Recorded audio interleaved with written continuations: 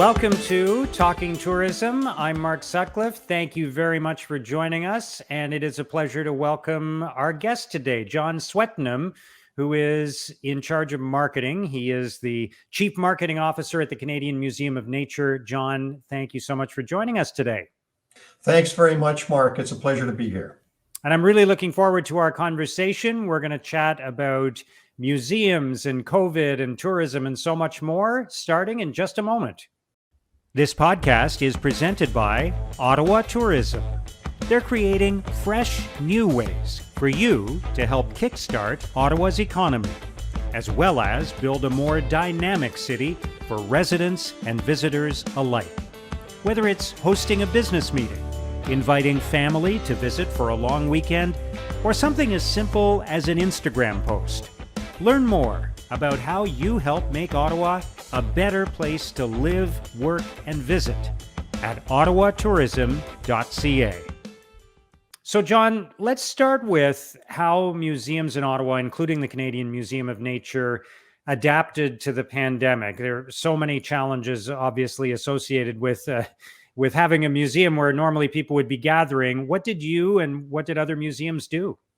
Well, thanks, Mark. You know, it's it's certainly been a challenge. We had to close on a dime. And so, you know, our first response was, well, what do we do when we're closed to keep people engaged? The museums, the national museums in Ottawa would normally have 3 million visitors a year. And so to suddenly have our doors closed, the question was, well, how can we reach out? People come to tour the museum. So the first thing that we did at the Museum of Nature really is, you know, we just grabbed a camera and ran around. You know, my associate Pierre Poirier and I, we wandered around the museum, taking turns with me behind the camera and him speaking, or me behind the camera and him speaking. And we kind of laid out a virtual tour, gallery by gallery. Wow. You know, pretty simple, but at least it provided access to folks. And then we became a little more sophisticated. We were approached by Media Plus, an agency in town, and Don Masters. He said, John, have you thought about doing like a 360 tour, like a street view tour inside? And so he set us up with Matterport, and now you can go right in the museum yourself on a virtual tour and guide your own way around. So you can actually go in and steer your way all around, no matter where you are. You just need an online connection. So that kind of worked well. And then you know, the Music and Beyond Festival in COVID, they couldn't perform. And so, you know, it was kind of great in a way. They came and asked if there was a way that we could partner so that we could have musical performances within the museum.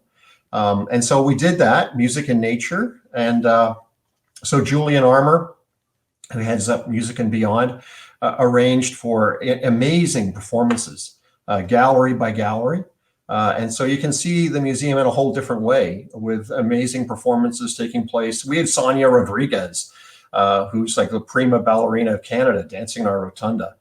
So this was another way to kind of give some access. And then we also kind of laid out with a company called GHM Academy, a way to mash up the 360 tour with existing video content. This is really geared for schools.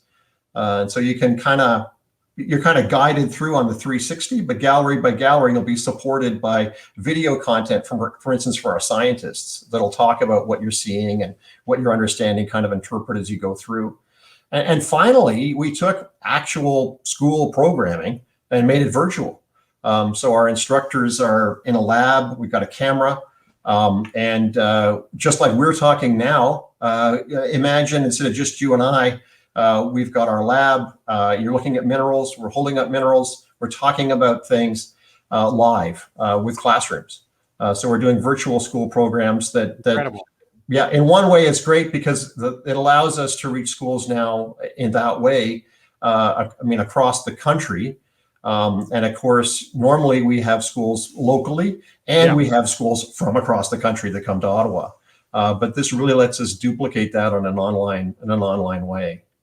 Yeah, and what I love about that, John, is that when we talk about the museum and how it's affected by COVID, I think a lot of people, their immediate reaction is going to be, okay, it means that you can no longer open your doors to the public and have people come in and tour your wonderful exhibits. But it's so much more than that. You've got educational programs, you've got people using the space for meetings and other events, weddings, that kind of thing.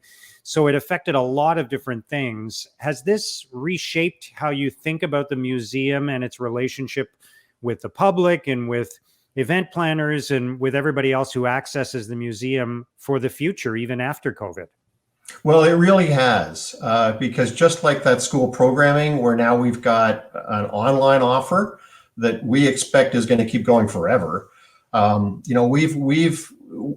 in a, we also hold events. We have openings. We have our National Nature Inspiration Awards, even our annual public meeting. Any company has an annual general meeting. We have to hold our own.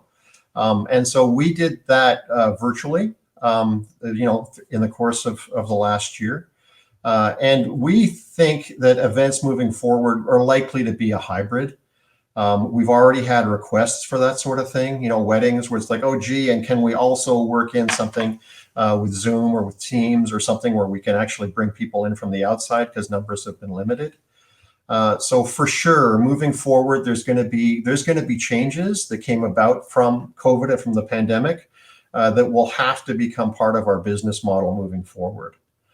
Even things like online ticketing, we took out our entire ticket counter, like in the museum. It was open in 1912, so it doesn't have a ton of space in the atrium, and so we had to take out our ticket counters to preserve 2 meters. And we don't really want to put them back. It looks great without them, and we have this big globe up there. And so, the online ticketing was introduced to limit capacity so we can control capacity to keep the distancing. But moving forward, we'd like to find ways to try to maximize that. I mean, obviously, we still want to have people that just come up and buy a ticket, but it'll be a better flow. And I think a better customer experience. To keep things kind of as online as we can. Yeah. And John, what's it been like for you and the team at the Canadian Museum of Nature, adapting, pivoting, like so many other organizations? I know it must have been incredibly challenging at times, but do you also feel like it was a great learning experience? Well, it has been a great, learning. Luckily, we were kind of, I hate to say prepared, but as it turns out, we kind of were in some ways. We've got our research campus on the Gatineau side, where all of our research takes place, and a lot of our offices are. And then we've got the main museum downtown. And we had worked through, I guess it was through Microsoft, but using Teams and Surface screens in our meeting rooms, ways that we could work together, but still virtually between the two buildings. And so having that already in place, when we then went fully online, had to work from home, we were kind of ready for it. So I think we were sort of fortunate in that way. But I mean, it's been a challenge for everybody to be working from home, and we've had to pivot. My own team, we moved from doing a lot of things that would have involved, say, events or getting more face-to-face, if you will, with customers, and moving that into virtual environments. A lot of that meant creating content. So some of the content that I've described, but really ramping up video content and that sort of thing. And that was a pivot for all of us. Yeah, and look at us right now.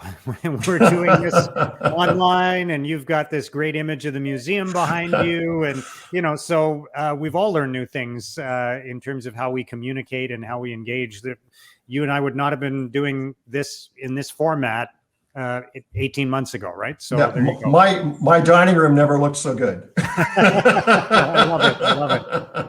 So, John, tell me more about the importance of the museums in Ottawa. We're so lucky in this community that, for a city the size of Ottawa, we're 1 million people now, but we're still, not a huge metropolis in North America. And yet we have so much wonderful culture in our community because we are the national capital. Just how important are the museums to our tourism experience in Ottawa and even the local experience for people who live here? Well, I mean, it'll sound like I'm self-interested, obviously, representing a national museum, but the survey says Ottawa Mm. Tourism did surveys of what I'll call tourist origin centers, so Montreal and Toronto, for years and years and years. And the unaided awareness question is, to Joe on the street, when you think of Ottawa, what attractions do you think of?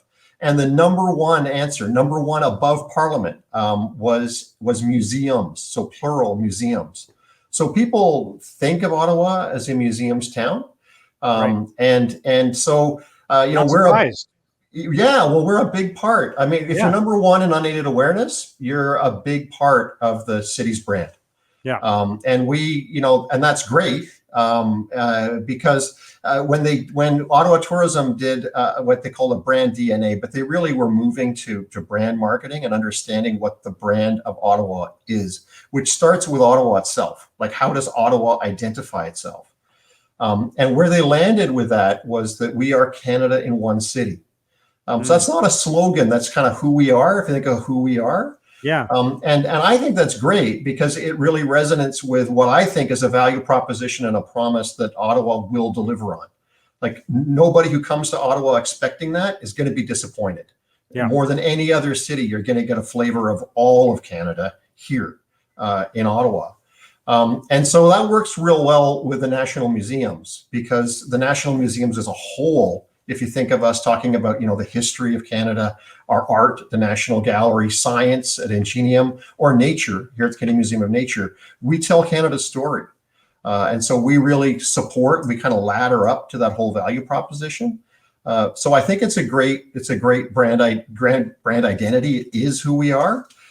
It's not something that's being imposed upon us. It's real. And I think it defines Ottawa. If you think of Toronto, now Toronto, they were referencing their brand identity as Canada's downtown, which works great for Toronto. But in the same way, I think Canada in one city really positions Ottawa in something that we can really own. So museums end up being very important in that message because we help define it, and we're resonant with expectations. And tourists who come to Ottawa, they'll normally, on average, the stats would say, I don't think I'm out of date on this, maybe a little, I don't think so. Will stay on an average for 2 days, and they'll visit 3 attractions. And within those 3 attractions, it's pretty much guaranteed that at least one is going to be a museum. Right. So we're part of the tourist experience, maybe more, maybe all 3. Yeah. And I know you guys all work together and you collaborate, which is great. There's so much cooperation in the tourism industry in Ottawa. But John, just as we wrap up, tell us more about the future and what to expect from the Canadian Museum of Nature going forward. Well, I mean, speaking of working together with the other national museums, our museum's passport, which is really geared for tourists, it's good for 3 days, 3 museums. So it's totally geared to that 3 attractions, and you're here for a few days. That had been like a paper-based offer. We can't offer it now because we got time ticketing and capacity constraints. And the last thing a tourist wants to do is to find out that they can't get in. But when it comes back, it's going to be online. So that'll be one change. And then other changes, we talked a bit earlier about sort of hybrid solutions and kind of where we might go with some things like that. We're redefining our spaces at the Canadian Museum of Nature.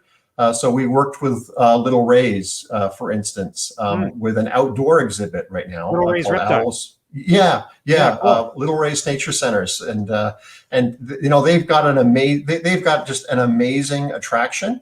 Yeah. And they're a great partner because we've got owls and an eagle now on an outdoor exhibit here at the Canadian Museum of Nature, which is great for COVID because it's outdoors. And it's also great because it allows us to work with a good partner here in Ottawa in something that really, it allows people to connect with these incredible species. And we're all about biodiversity and species. Which probably leads to the next place where our museum, I think, is really going to resonate moving forward, because on a global level, hopefully we're there. We're gonna conquer COVID, and that was a global coordinated effort for all the problems people may point out, but still it was, and it was based on science, and we had to work together. And the next big challenges are going to be climate change and biodiversity loss.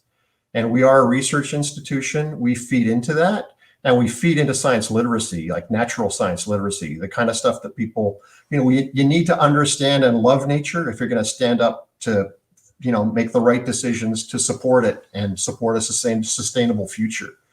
And so we really feel that moving forward, and the role of our museum anyway, will be that much more important, and will be something people are going to want to connect with. Right on. Yeah. Sounds great. John, thank you so much for joining us today and sharing all of the exciting things that are happening at the Canadian Museum of Nature. And congratulations to you and your team on making it through these first 18 months of the pandemic and adapting and continuing to share all your great work with Canadians and especially people right here in Ottawa. Thanks for your time today. Thanks very much, Mark. John Swettenham, who is the Chief Marketing Officer for the Canadian Museum of Nature. I want to say a big thank you to the sponsors of our podcast, Ottawa Tourism. Thank you for joining us on Talking Tourism. We'll talk to you next time.